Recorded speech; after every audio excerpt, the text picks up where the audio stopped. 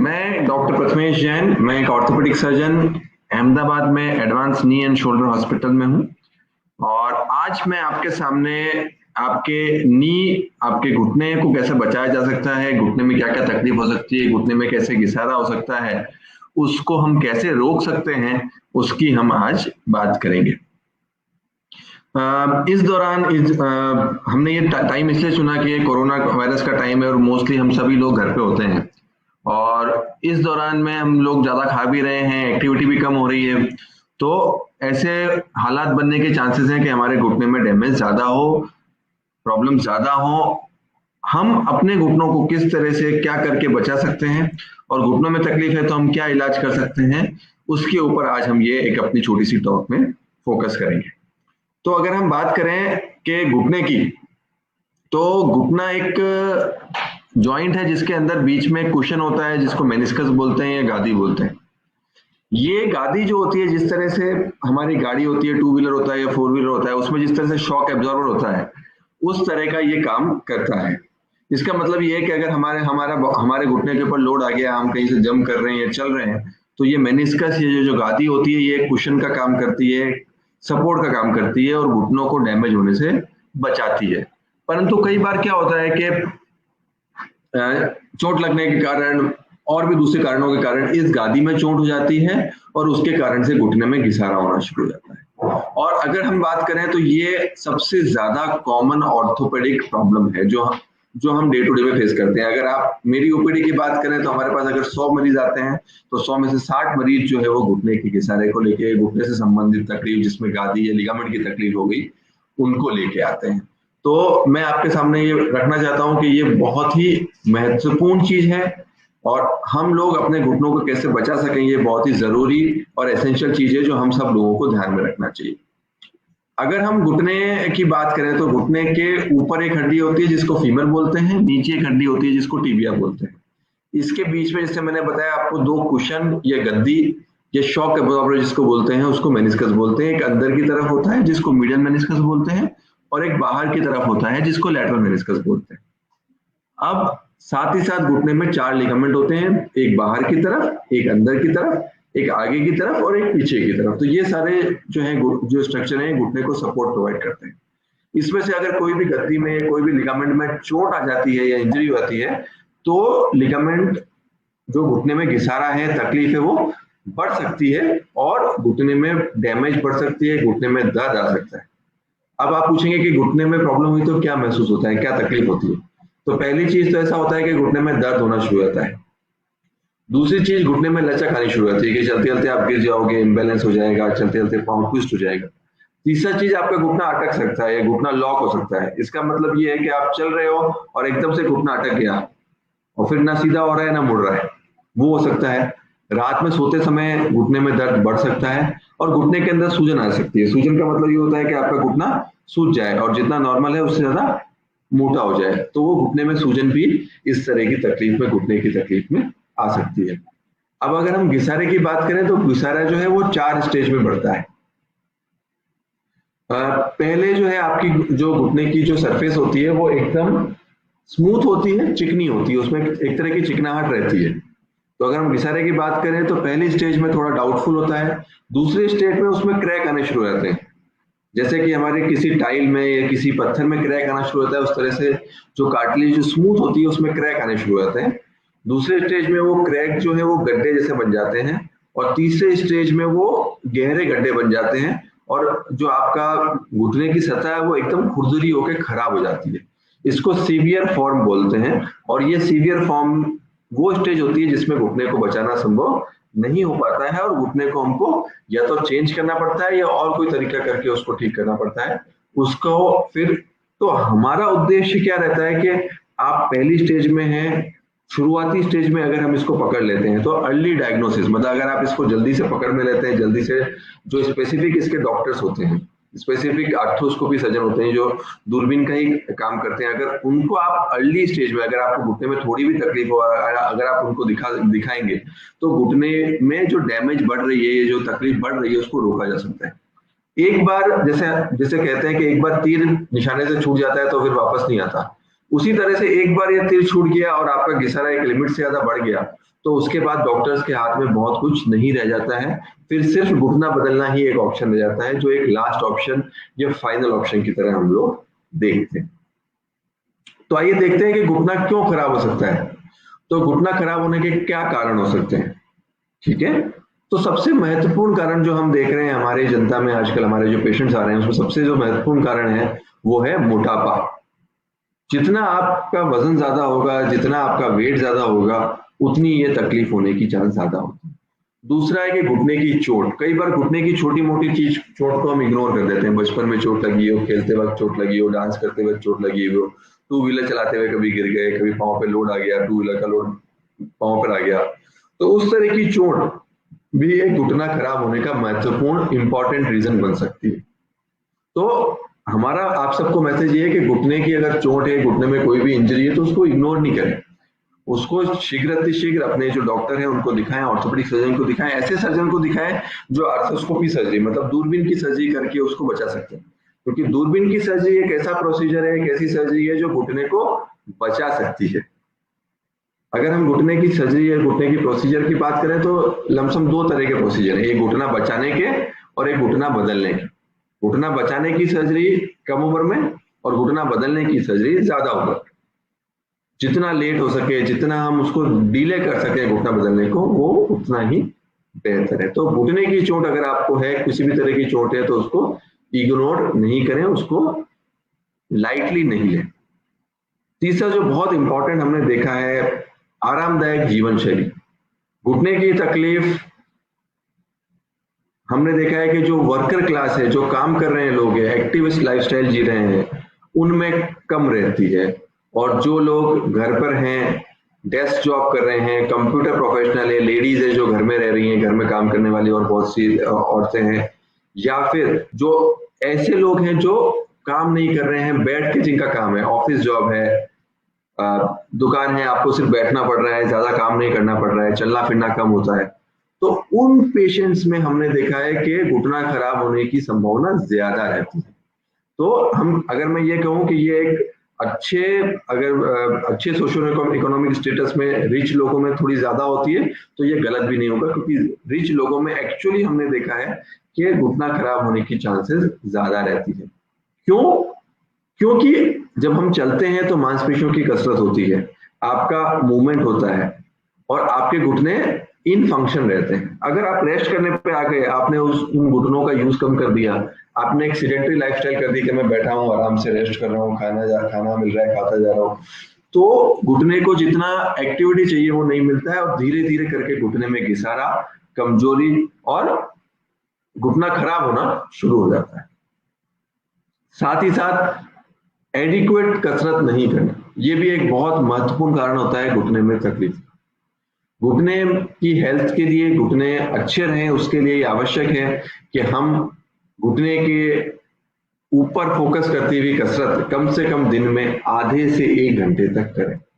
घुटने में कसरत करना घुटने को बचाने का सबसे अच्छा तरीका है और इसमें मैं आपसे और कुछ भी नहीं मांग रहा हूं, इसमें कोई चार्ज भी नहीं है, इसमें कोई फीस भी नहीं है, इसमें सिर्फ ये है कि आपको अपने दिनचर्या का आधा घंटा अपने घुटने के लिए देना है।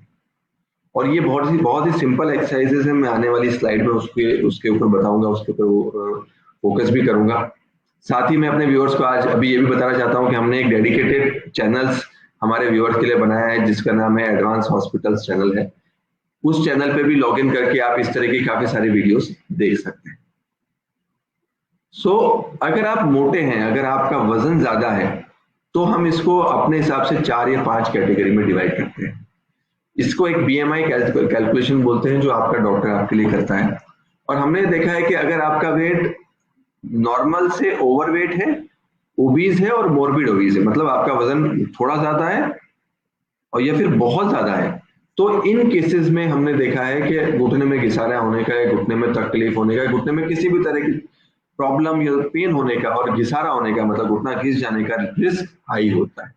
हमने ये भी देखा है कि ऐसे पेशेंट्स में बहुत ही कम उम्र में घुटना बदलने की या नी रिप्लेसमेंट करने की रिक्वायरमेंट आ जाती है। इसका क्या मतलब हुआ कि अगर आपका वजन ज्यादा है तो आपको ज्यादा ध्यान रखने की जरूरत है, ज्यादा केयरफुल रहने की जरूरत है। मैं आपको एक साधारण सा एग्जांपल दूंगा कि अगर आपने अपने वजन में 5 किलो की कमी कर पाते हो तो आपके घुटने की तकलीफ आधी रह जाएगी। तो अगर आज आपको वो 100 तकलीफ है और आपने 5 किलो वजन उतार लिया तो आपकी जो घुटने की तकलीफ है वो 100 से 50 रह जाएगी। उसके बाद आपने 5 किलो और वजन कम कर लिया तो वो 50 से 25 हो जाएगी। फिर आपने और 5 किलो कम कर लिया, मतलब 15 किलो कम कर लिया तो वो 15 रह जाएगी। इस तरह से हर 5 किलो आप अगर अपना वजन कम करते हैं तो घुटने में तकलीफ हम आधी कर सकते हैं। सो इसीलिए इसका एक बहुत ही स्ट्रॉन्ग एसोसिएशन है वजन का घुटने में तकलीफ के साथ। तो मैं आप सब लोगों से रिक्वेस्ट करूंगा कि डेफिनेटली वॉटेवर तरीके, जो भी आप अपना तरीका यूज करना चाहते हैं वो तरीका यूज करके आप वजन कम करने पे फोकस करें। और वजन कम करने के तरीके सब लोग उम्मून जानते ही हैं, परंतु 3 चीजें मैं आपको बता सकता हूँ: diet, exercise and medication. So diet आपको पता है, कम डाइट लेनी है। मैं एक और इसके बाद एक स्लाइड बताऊंगा जो डाइट के ऊपर फोकस करेगी। एक्सरसाइज, चलना फिरना, physical activity is very important. जितनी आप ज्यादा फिजिकल एक्टिविटी करेंगे उसमें उतना ज्यादा है। तीसरी एक बहुत इंपॉर्टेंट चीज होती है इंटरप्टेड फास्टिंग। ये आपने देखा होगा कि हम जो व्रत करते हैं, उपवास करते हैं, ये सब चीजें भी इसमें कारगर है। इंटरप्टेड फास्टिंग का मतलब ये है कि आप रात में भोजन नहीं करें।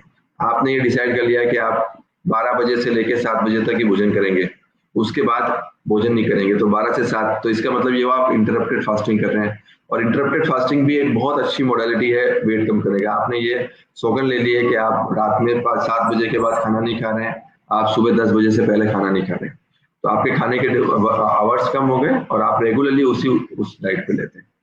अच्छा, अपनी डाइट की क्वालिटी को बढ़ाना भी चाहिए, वो मैं अगली स्लाइड में आऊंगा कि अपनी डाइट की क्वालिटी को कैसे बढ़ा सकते हैं। अब सबसे इंपॉर्टेंट चीज पे मैं आता हूं। अगर एक चीज है जो आपकी घुटने में तकलीफ में राहत दे सकती है तो वो है कसरत। जितनी ज्यादा आप कसरत करेंगे उतनी ही आपको आराम मिलेगा। अब क्या कर सकते हैं आप और क्या नहीं कर सकते? अगर आप हमारी माने तो चलना एक बहुत ही सेफ चीज है। आप चल सकते हैं, आप मॉर्निंग वॉक कर सकते हैं, इवनिंग वॉक कर सकते हैं, अपनी नॉर्मल स्पीड में चल सकते हैं, नॉर्मल स्पीड से थोड़ी ज्यादा ब्रिस्क वॉक कर सकते हैं, उसमें कोई दिक्कत नहीं। हल्की जॉगिंग इज अलाउड, हल्का जॉगिंग आप कर सकते हैं। साइकिलिंग करना आपके लिए बहुत अच्छी बात है। अगर आप साइकिलिंग करने का शौक रखते हैं तो रेगुलर साइकिलिंग या स्टेशनरी साइकिलिंग जो भी आप करना चाहते हैं आराम से कर सकते हैं, उसमें कहीं कोई तकलीफ वाली बात नहीं। Swimming is very good, swimming आप कर सकते हैं। और उसके बाद एक नी स्पेसिफिक कसरत आती है, घुटने के लिए स्पेसिफिक कसरत। तो अब हम उसके ऊपर जाते हैं कि आपके घुटने को अगर आपको हेल्दी रखना है तो घुटने से संबंधित स्टैटिक कसरत क्या करनी चाहिए। तो हम बात करते हैं पहली कसरत की, जिसको क्वाड्रिसेप्स सेट्स बोलते हैं। क्वाड्रिसेप्स हमारी अगर घुटने की बात करें तो घुटने की ऊपर वाली मांसपेशी होती है, ये वाली मांसपेशी होती है घुटने की। जो नीचे वाली मांसपेशी होती है उसको हैमस्ट्रिंग बोलते हैं। जो ऊपर वाली मांसपेशी है हैमस्ट्रिंग वाली, उसको दबाने की कसरत, जिसको क्वाड्रिसेप्स सेट्स बोलते हैं। तो घुटना आप दबाएं, घुटना दबा के 10 तक रोकें, फिर छोड़ दें, घुटना दबाएं, 10 तक रोकें और फिर छोड़ दें। इसको क्वाड्रिसेप्स सेट्स एक्सरसाइज बोलते हैं। ये सबसे अच्छी इंपॉर्टेंट एक्सरसाइज है, ये आप ज्यादा से ज्यादा करें। एक बार में 10 से 15 सेट्स करें और दिन में 3 से 4 बार तक आपको इस चीज को रिपीट करना है। सेम इससे उल्टा है घुटना मोड़ने की एक्सरसाइज, घुटना दबाने की एक्सरसाइज, फिर घुटना मोड़ने की एक्सरसाइज, जिसको हैमस्ट्रिंग सेट्स बोलते हैं। तो वो घुटना मोड़ने की एक्सरसाइज भी आपको करनी है। फिर लेट जाना है आपको, लेट के आपको अपना पाँव ऊंचा करना है, जिसको स्ट्रेट लेग रेज बोलते हैं, SLR बोलते हैं। तो लेट के पाँव ऊंचा करें, फिर उस पाँव को आप रोक के रखें 10 मिनट के करीब, 10 आपको अंदर ही अंदर मन में 10 काउंट करना है और फिर छोड़ देना है। पाँव ऊंचा करना है, 10 तक गिनना है और फिर छोड़ देना है। पाँव ऊंचा करना है, 10 तक गिनना है और फिर छोड़ देना है। ऐसे के ऐसे ही जो अगली एक्सरसाइज है वो बैठ के आप घुटना सीधा करें, जिसको नी एक्सटेंशन बोलते हैं, वो कर सकते हैं। फिर ब्रीजिंग, अगर आप लेट के और अपने पूरे के पूरे बॉडी को, कमर को और बैक को पूरा का पूरा लिफ्ट करते हैं तो उसको ब्रीजिंग एक्सरसाइज बोलते हैं। वो भी एक बहुत अच्छी एक्सरसाइज है, जिससे आपकी ऊपर से लेकर नीचे तक की सारी मांसपेशियां मजबूत होती हैं।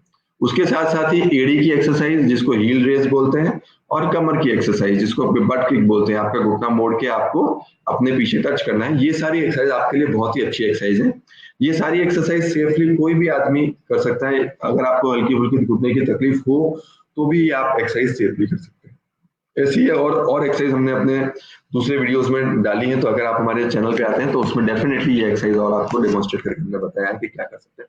परंतु डेफिनेटली आप अगर आज मेरे से कुछ लेके जाना चाहते हैं तो आधा घंटा डेली अपने घुटने के लिए निकालिए और ये कसरत करना जारी रखिए। आधे घंटे की कसरत आपके लिए इस तरह की कंपलसरी है, और अगर आप आधे घंटे तक ये सारी जो कसरत मैंने बताई है वो करते हैं तो इसका कोई मुकाबला नहीं है, आपके घुटने काफी लंबे टाइम तक आपका साथ देंगे। आधे घंटे का ये वाली कसरत, और आधे घंटे की आपकी मॉर्निंग वॉक कर लें या तो आप इवनिंग वॉक कर लें, कि चलने फिरने की जो भी आप एक्सरसाइज करते हैं या एरोबिक्स, आप एरोबिक एक्सरसाइज जो भी करते हैं वो आपको रेगुलरली करने की रिक्वायरमेंट रहेगी। अगर आपने वो कर लिया तो फिर बाय एंड लार्ज आपको और कोई तकलीफ होने की, परेशानी होने की संभावना नहीं रहेगी। तो ये चीज जो है वो बहुत जरूरी है कि आप जो है अपने दिनचर्या का एक डेफिनेट अमाउंट, अच्छा अमाउंट जो है वो कसरत के लिए दें। नी कैप, एक नी कैप करके चीज आती है, ये कई तरह के डिफरेंट डिजाइन में अवेलेबल होती है। अगर आपको घुटने में तकलीफ ज्यादा है तो आप नी कैप का प्रयोग कर सकते हैं। ये नी कैप कई तरह के डिजाइन में आती हैं, अलग अलग फैशन के हिसाब से भी आती है। सिंपल नी कैप आपके लिए ज्यादा अच्छी रहेगी, क्योंकि ये सिंपल नी कैप ये एक तरह का मोजा होता है और टाइट होता है, तो ये दो तरह से काम करता है, आपके घुटने को कंप्रेशन भी देता है और सपोर्ट भी देता है। इसके अलावा कई बार ऐसे भी वो आते हैं जो साइड में से सपोर्ट देते हैं आपको, जो आपको साइड में सपोर्ट देते हैं, जिन नी कैप के साइड में सपोर्ट्स लगा हुआ होता है वो भी होता है, तो वो भी आप यूज कर सकते हैं। उसके साथ साथ कई इससे बड़े नी कैप भी आते हैं जिसको नी ब्रेसेस वगैरह बोलते हैं, वो सब पहनने की जरूरत नहीं है। सिंपल नी कैप आप पहने, और स्पेसिफिकली मैं सजेस्ट करता हूं कि आप घर से बाहर निकले, आप मार्केट जा रहे हैं, बाजार जा रहे हैं, घूमने फिरने जा रहे हैं, तो डेफिनेटली आप, अगर आपको घुटने में थोड़ी भी तकलीफ है तो आप नी कैप का यूज करें। अगर आप कोई स्पोर्ट्स भी खेल रहे हैं, जैसे आप बैडमिंटन खेल रहे हैं, टेनिस खेल रहे हैं, या थोड़ी रनिंग वगैरह भी कर रहे हैं और आपको घुटने में तकलीफ रहती है, तो आप डेफिनेटली नी कैप का प्रयोग कर सकते हैं। ये सेफ है और आपके घुटने को डैमेज होने से बचाएगा। तो ये एक एडिशनल चीज है जो आप यूज कर सकते हैं। अब आपको क्या नहीं करना है, ये बहुत ही जरूरी चीज है, ये बहुत जरूरी चीज है कि आपको क्या नहीं करना है, ये बहुत जरूरी है। आपको नीचे नहीं बैठना है, पालथी नहीं मारनी है, अकड़ू नहीं बैठना है, और सीढ़ियां नहीं चढ़नी है। ये चीजें अगर आप करते हैं तो आपके घुटने में डैमेज होने का रिस्क बढ़ जाता है। ऐसा क्यों होता है? क्योंकि हमारे घुटने की जो गादी होती है, जैसे हमने पहले बात की, जो गादी होती है, मेनिस्कस होता है, वो अगर आप नीचे बैठोगे तो वो दब जाता है और उसमें घिसारा होने की चांसेस, डैमेज होने की चांसेस बढ़ जाती है। ऐसे ही आप पालथी मार के बैठ गए, अकड़ू बैठ गए, इंडियन टॉयलेट वाली पोजीशन में बैठ गए, संडास बाथरूम वाली पोजीशन में बैठ गए, योगा वाली पोजीशन में जिसमें क्रॉस करते हैं वो बैठ गए, नमाज वाली पोजीशन में बैठ गए, तो ये सब पोजीशन आपके घुटने के लिए नेगेटिव पोजीशंस हैं, आपके घुटने में तकलीफ को, डैमेज को बढ़ाती हैं। तो मैं ये एडवाइस करूंगा कि अगर आपको घुटने में तकलीफ है तो ये सारी चीजें आप अवॉइड करें, ऐसा नहीं करें, क्योंकि ऐसा करने पे आपके घुटने की तकलीफ, दर्द और अंदर की डैमेज ये सब बढ़ सकती हैं। तो वो चीज आप डेफिनेटली नहीं करें। सीढ़ियां चढ़ना भी अगर आपको घुटने में तकलीफ है तो कम रखें। मैं ये नहीं कहूंगा कि आप बिल्कुल बंद कर दें, लिमिट में करें, परंतु यूजुअली जिन पेशेंट्स को घुटने में तकलीफ होती है, परेशानी होती है, उन लोगों को सीढ़ी चढ़ने से परहेज करना चाहिए। तो सीढ़ियां चढ़ना कम करें डेफिनेटली। जितना आप सीढ़ी कम चढ़ेंगे, घुटने में डैमेज, परेशानी होने की चांस कम रहेगी। अब हम एक्चुअल इलाज पे आते हैं कि एक्चुअल हम क्या कर सकते हैं, क्या दवाई ले सकते हैं, क्या टैबलेट ले सकते हैं। ये हमारे लिए एक बहुत ही डिफिकल्ट सिनारियो होता है जब कोई घुटने का मरीज घुटने का घिसारा लेके हमारे पास आता है। तो मुझे थोड़ा दुख हो रहा है, परंतु ये बोलते हुए मुझे आपके साथ वो नहीं है कि इस तकलीफ के लिए कोई सक्सेसफुल दवाई नहीं बनी है जो घुटने का घिसारा ठीक कर दे। ऐसी कोई दवाई हमारे पास नहीं है जो, अगर घुटने में आपका डैमेज हो गया है, घिसारा हो गया है, या कोई स्ट्रक्चर जैसे गादी है, लिगामेंट है, वो अगर टूट गया है तो वो ठीक कर दे। ऐसी हमारे पास अनफॉर्चुनेटली कोई भी दवाई नहीं है। तो हम क्या कर सकते हैं और हमारी क्या लिमिटेशन है वो मैं आपको बताऊंगा। अगर आपके घुटने में दर्द है तो हम आपको टैबलेट दे सकते हैं दर्द की। तो अगर आपको दर्द ज्यादा है तो डॉक्टर आपको दर्द की दवाई दे सकते हैं, जिसमें जो पैरासीटामोल, कॉम्बिफ्लैम, इस तरह की और भी एडवांस दवाइयां आती हैं जो स्पेसिफिकली आपके घुटने का दर्द कम करती हैं, तो डॉक्टर्स आपको वो दर्द की दवाइयां लिख के दे सकते हैं। कुछ एक दवाइयां ऐसी भी आती हैं जिसमें अगर आपके घुटने के अंदर सूजन आ गई है या घुटना मोटा हो गया है, तो वो सूजन कम करने की स्पेसिफिक दवाई होती है जिसको एंटी इन्फ्लेमेटरी बोलते हैं। तो कई केसेस में हम वो एंटी इन्फ्लेमेटरी दवाइयां आपको दे सकते हैं, वो ली जा सकती हैं। परंतु जैसे मैंने बताया, ये ठीक करने के लिए नहीं है। कोई भी दवाई ऐसी नहीं बनी है जो घुटने के घिसारे को ठीक कर। ये दवाई दर्द को ठीक करने के लिए और सूजन को कम करने के लिए रहती है। दूसरा, अगर आपको घुटने में दर्द ज्यादा है तो डेफिनेटली कुछ लोकल जेल्स होती हैं, जैसे आयोडेक्स है, वोवरॉन है, इस तरह की कई जेल्स अवेलेबल है। अगर आप अपने डॉक्टर्स को दिखाएंगे तो वो आपको और दूसरी ट्यूब और जेल लिख के देंगे। कुछ ट्यूब, कुछ स्प्रे लोकल लगाने के ऐसे हैं जो इरिटेंट, काउंटर इरिटेंट इफेक्ट बोलते हैं, वो इफेक्ट से आपके घुटने के दर्द में आपको आराम दे सकते हैं। कई मरीज हमारे पास आते हैं कि घुटने में इंजेक्शन दे दीजिए डॉक्टर साहब, घुटना में दर्द हो रहा है। तो घुटने में इंजेक्शन दो तरह के रहते हैं, एक स्टेरॉइड रहता है और एक ऑयल का रहता है। तो ये दोनों इंजेक्शन जो है वो दिए जा सकते हैं, परंतु हमने अपने एक्सपीरियंस में देखा है कि घुटने का इंजेक्शन जो है वो बहुत काम नहीं करता है, बहुत सक्सेसफुल नहीं रहता। एक इंजेक्शन स्टेरॉइड जो होता है वो आपके घुटने के अंदर की सूजन को कम करता है। दूसरा जो इंजेक्शन है वो ऑयल का होता है, वो एक तरह के ग्रीस का काम करता है। परंतु इफेक्टिवली देखा गया है कि दोनों ही जो आपके वो है वो बहुत काम नहीं करते हैं। अब इम्पोर्टेंट चीज ये है कि कुछ तरह के टॉनिक होते हैं जो अवेलेबल हैं, जैसे कॉन्ड्रोइटिन है, ल्यूपिवेस्टिन है, रोजीफ्लेक्स, इस तरह के कई टॉनिक जो है मार्केट में अवेलेबल हैं जो आपके घुटने को मजबूत करते हैं और घुटने में घिसारा होता है उसको बचाते हैं। तो वो आप अपने डॉक्टर्स, अपने ऑर्थोपेडिक सर्जन की सलाह लेके लिए जा सकते हैं। उनका भी ऐसा ही है, बहुत सक्सेसफुल नहीं है, बहुत आराम दे दें ऐसा नहीं है, परंतु फिर भी लिए जा सकते हैं। तो इस तरह के टॉनिक होते हैं जो कई बार ओवर द काउंटर भी आपको मिल जाएंगे, वो आप ले सकते हैं। अब मैं आपके पास बहुत इंपॉर्टेंट चीज पे आता हूँ कि कैल्शियम और विटामिन डी, ये दोनों चीजें होती हैं जो बहुत इंपॉर्टेंट होती हैं।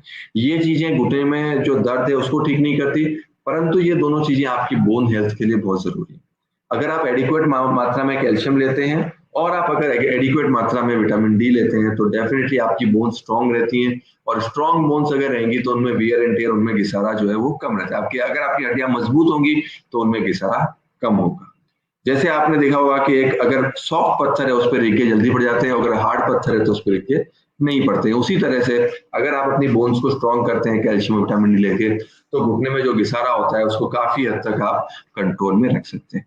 अब इंपॉर्टेंट चीज ये है कि कैल्शियम और विटामिन डी आप कैसे ले सकते हैं। विटामिन डी की पहले बात करूं तो विटामिन डी जो होता है वो सनलाइट विटामिन होता है, सूरज का विटामिन होता है। आजकल हमने देखा है कि हमारा सनलाइट एक्सपोजर खत्म हो गया, हम धूप में बाहर ही निकलते हैं, धूप होती है तो हम घर में बैठ जाते हैं, एसी चला लेते हैं। तो ये बहुत ही गलत अप्रोच है।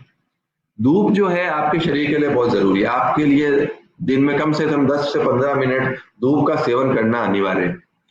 आइडियली हम ये रिकमेंड करते हैं कि सुबह की अर्ली मॉर्निंग की जो धूप होती है वो आपके लिए बेस्ट है। जितने आप धूप रखोगे, जितने आप धूप में निकलोगे, जितना आप धूप को, अपनी बॉडी को धूप का एक्सपोजर दोगे, उतना शरीर में विटामिन डी ज्यादा बनेगा और आपको जो है तकलीफ जॉइंट से रिलेटेड, ना सिर्फ घुटने की बल्कि बाकी सारी की तकलीफें भी कम होगी। तो सनलाइट एक्सपोजर एक बहुत इंपॉर्टेंट चीज है, धूप का सेवन बहुत इंपॉर्टेंट चीज है। आज आप लिख के जाइए, जितना आप अपना धूप का सेवन बढ़ा पाएंगे, आपकी हड्डियां उतनी ही मजबूत हो पाएंगी। आपने देखा होगा कि जो धूप में काम करते हुए मजदूर होते हैं उनको हड्डियों की तकलीफें कम होती हैं, और जो ऑफिस में बैठे हुए हाई लेवल के मैनेजर्स होते हैं उनमें घुटने में तकलीफें ज्यादा आ रही हैं। तो ऐसा क्यों है? क्योंकि वो धूप में नहीं निकल रहे हैं, धूप में जा ही नहीं रहे, तो विटामिन डी शरीर में बन ही नहीं रहा है और वो डेफिशिएंट हो गए विटामिन डी में। तो बोन्स कमजोर हो गई तो घुटने में घिसारा स्टार्ट हो गया है, और फिर ये एक विशेष साइकिल है जो किसी दवाई के कंट्रोल में नहीं आएगा। तो धूप बहुत जरूरी है, धूप में निकलिए, धूप का सेवन करें, इसका और कोई सब्स्टिट्यूट नहीं है। कैल्शियम जो है यूजुअली हमारी डाइट में कम रहता है, क्योंकि हम इंडियन जो कम्युनिटी होती है प्रीडोमिनेंटली वेजिटेरियन कम्युनिटी होती है, तो वेजिटेरियन डाइट में कैल्शियम की तुलना जो कंटेंट होता है कम होता है। परंतु अगर आप कुछ स्पेसिफिक डाइट देते हैं, मैं उस पर आऊंगा कि क्या आप ले सकते हैं कि आपके डाइट में कैल्शियम ज्यादा बने, तो हम उसकी तरफ जाएंगे कि हम डाइट में कैल्शियम की मात्रा वेजिटेरियन तरीके से कैसे बढ़ा सकते हैं। तो अब नेक्स्ट हम उसके ऊपर जाएंगे कि क्या कर सकते हैं। अब कई मरीज हमसे पूछते हैं कि डॉक्टर साहब खाने में क्या परहेज रखें, घुटने में तकलीफ है, घुटने में घिसारा है, हम खाने में क्या परहेज रखें। तो मैं आप सब लोगों से कहना चाहूंगा कि ऐसी कोई भी डाइट नहीं है, ऐसी कोई भी खुराक नहीं है जो घुटने को डैमेज करती है, परंतु क्योंकि मोटापा होना घुटने में तकलीफ होने का एक बहुत महत्वपूर्ण कारण है, इसलिए मैं अपने सभी पेशेंट्स को एडवाइस करता हूं कि तेल, घी, मीठा, तला, मिठाई, कचौरी और समोसे आप नहीं खाएं। ये बहुत ही जरूरी है, क्योंकि अगर आप ये सब चीज खाते हैं तो आपकी बॉडी में फैट की मात्रा, आपका मोटापा, आपकी तोंद और आपका फैट कंटेंट बढ़ेगा, और वो बढ़ने पे सारा का सारा जो लोड होता है वो आपके पास बॉडी, भगवान ने 2 ही घुटने दिए। जितना आपने वेट लिया है, 100 किलो का आपका वजन है, तो 50 किलो एक घुटने पे जाएगा और 50 किलो दूसरे घुटने पे जाएगा, ये समझ लीजिए। दूसरी चीज कि अगर आपके एक घुटने में तकलीफ ज्यादा हो गई है तो सबकॉन्शियसली बॉडी क्या करती है कि उस घुटने पे वेट कम लेगी। तो ये मान लीजिए कि उस घुटने पे 20 किलो वजन आ रहा है, अगर आपका 100 किलो वजन है तो जो नॉर्मल घुटना है उसके ऊपर 80 किलो वजन आ रहा है, आप यूं समझ लीजिए। तो फिर क्या होता है कि जो नॉर्मल घुटना है आपका, जो जिस घुटने में इंजरी नहीं हुई, चोट नहीं लगी है, वो घुटना भी खराब होने लग जाता है। तो इस चीज को समझिए, इस चीज की गंभीरता को समझिए। ऐसी कोई भी डाइट, ऐसा कोई भी तत्व आप अवॉइड कीजिए जिससे आपका वजन बढ़े। तो मैं आप सभी लोगों से आज ये दरख्वास्त करूंगा, हाथ जोड़ के विनती करूंगा कि तेल, घी, मिठाई, तली चीजें,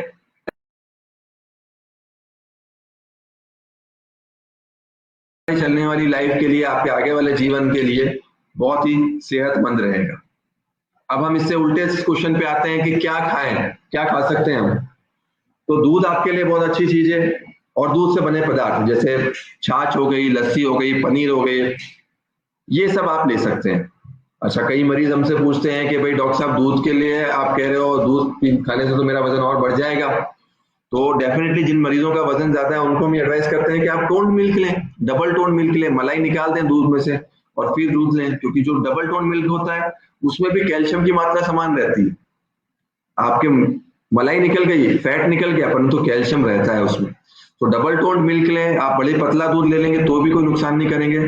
परंतु वेजिटेरियन डाइट में अगर आप नॉन वेज नहीं ले रहे हैं तो दूध एक एसेंशियल डाइट है। आप कम से कम 1 या 2 ग्लास दूध किसी भी फॉर्म में, चाहे छाछ की फॉर्म में, चाहे लस्सी की फॉर्म में, उतना जरूर लें। दूसरी क्या चीज ले सकते हैं आप ड्राई फ्रूट्स ले सकते हैं, मूंगफली ले सकते हैं, बादाम ले सकते हैं, तिल ले सकते हैं, सोयाबीन ले सकते हैं।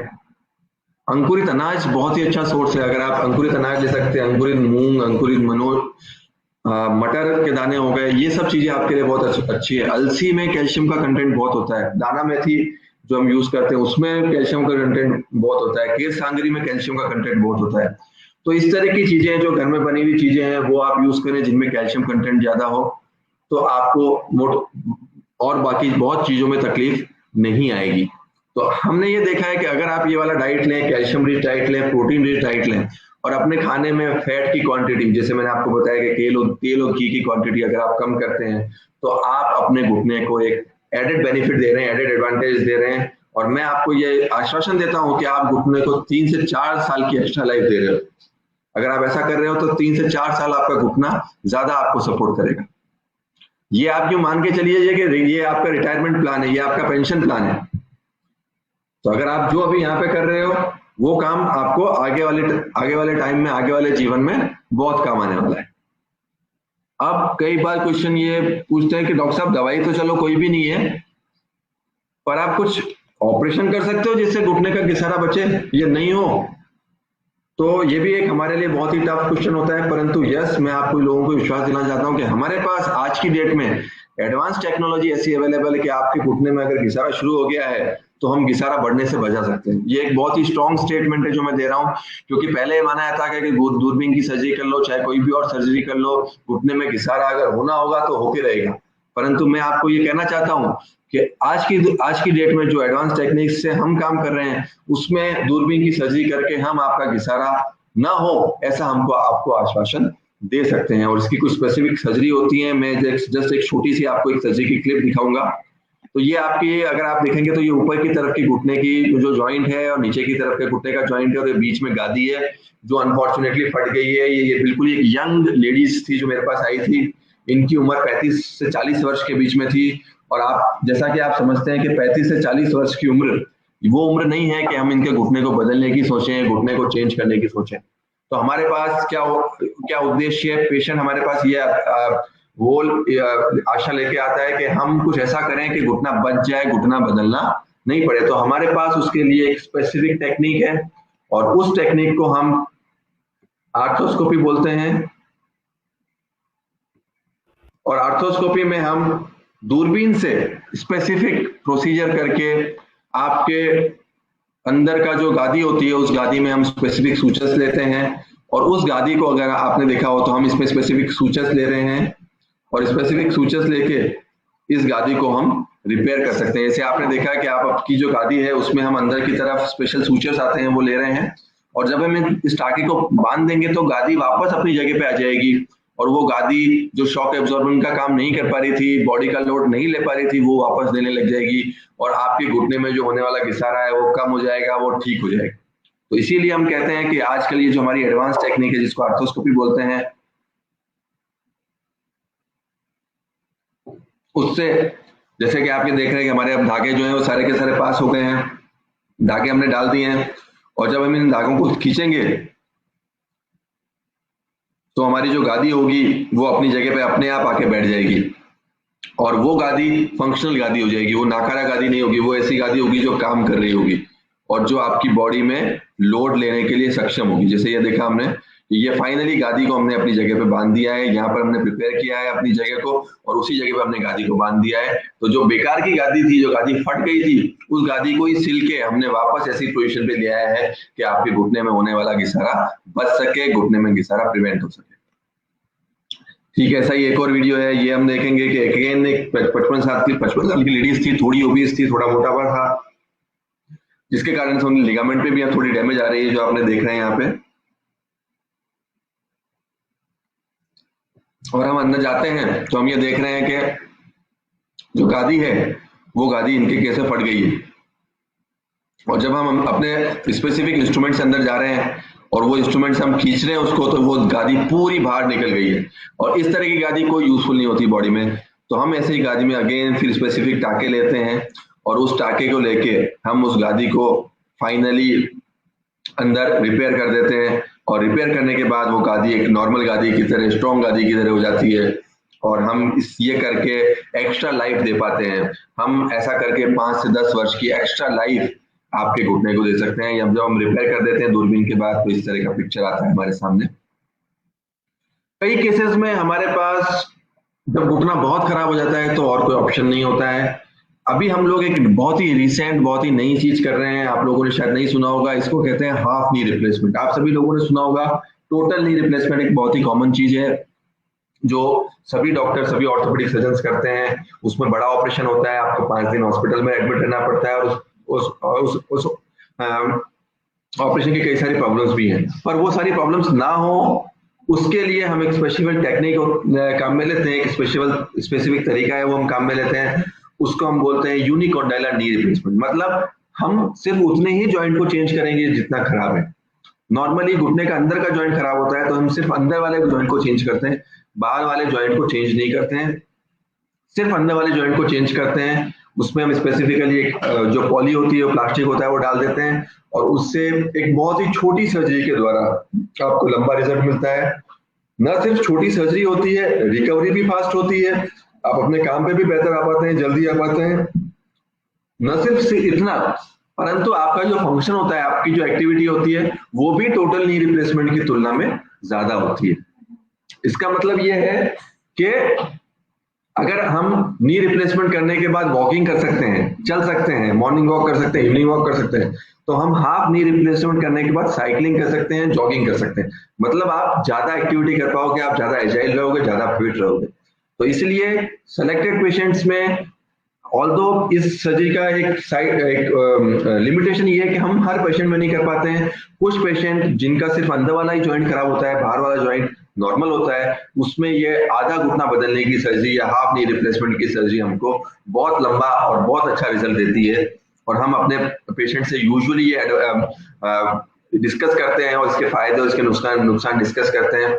अगर हम आज की डेट में आपसे बात करें तो अगर हम 100 रिप्लेसमेंट सर्जरीज करते हैं तो उसमें से 25 से 30 पेशेंट की हम आधा घुटना बदलने की सर्जरी कर सकते हैं, जो बहुत ही एडवांस टेक्निक है और जिससे हम एक ज्यादा एक्टिविटी लेवल, एक ज्यादा सक्सेस लेवल पेशेंट्स में दे सकते हैं।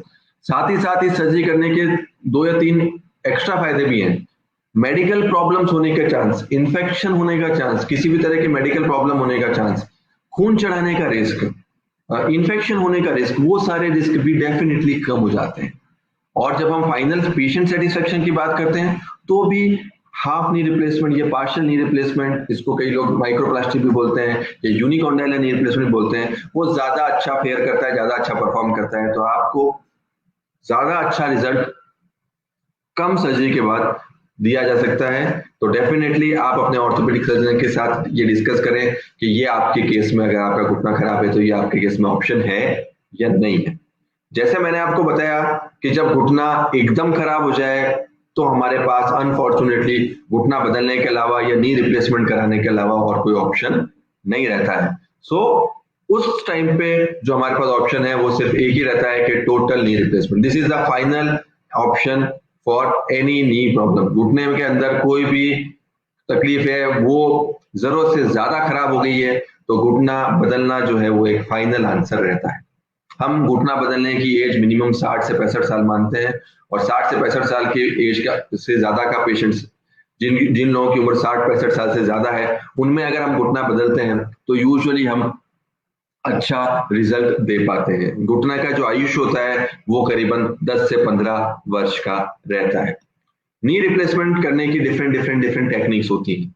जो हम टेक्निक फॉलो करते हैं, जो हम स्पेसिफिकली जो चीज फॉलो करते हैं, उसमें हम ये स्पेसिफिक ध्यान रखते हैं कि आपके सॉफ्ट टिश्यू की और जो आपका टिश्यू है अंदर उसकी हैंडलिंग्स अच्छी हो, और आपका जो लिगामेंट हो वो अच्छे से बैलेंस हो जाए, ताकि जो हम आर्टिफिशियल जॉइंट आपका फिट कर रहे हैं वो बराबर अपनी जगह पे फिट हो जाए। तो ये स्पेसिफिक टेक्निक है जो हम करते हैं। इसके साथ साथ ही हम कई तरह की डिफरेंट चीजें, जैसे इसमें स्पेशल कॉकटेल होती है उसका प्रयोग करते हैं, और भी कई चीजें होती हैं स्पेसिफिकली जिनका हम घुटना बदलने में जो स्पेसिफिक टेक्निक है उसका प्रयोग करते हैं, और इसी के साथ हम ये दे पाते हैं। जैसे आपने देखा कि ये पूरा का पूरा घुटना आपका हमने चेंज कर दिया है, तो ये टोटल ये रिप्लेसमेंट है। ये टोटल ये रिप्लेसमेंट के बाद का एक्स है कि ये आपका जो ज्वाइंट है, ये आपकी हड्डी है, उसका पूरा का पूरा जो ज्वाइंट है वो हमने चेंज कर दिया है।